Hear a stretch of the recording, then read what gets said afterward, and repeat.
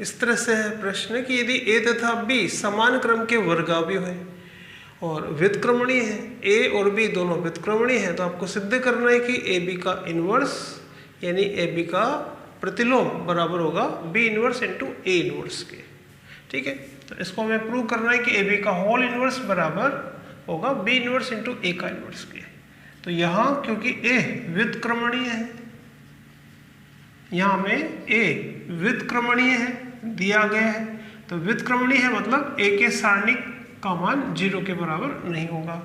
इसी प्रकार से बी भी व्युत्क्रमणीय है और जो वर्गावयव व्युत्क्रमणीय होते हैं उनका संगत सारणिक का मान 0 के बराबर नहीं होगा।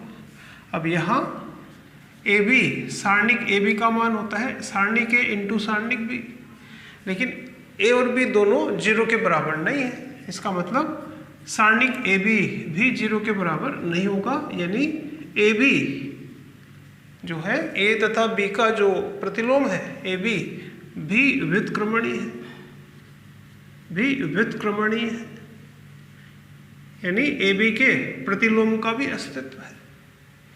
अब हम ए बी को मल्टीप्लाई करते हैं B inverse into A inverse से। ठीक है, तो ये आएगा ए बी और B inverse into A inverse, और हम जानते हैं कि b इंटू बी इनवर्स बराबर होगा i के, तो a into I A inverse. ठीक है, b अवयव और उसके प्रतिलोम अवयव का जो गुणा है वो उसी क्रम के इकाई अवयव के बराबर होता है। इसी प्रकार से a इंटू आई ए हो जाएगा a इनवर्स i के बराबर आ रहा है।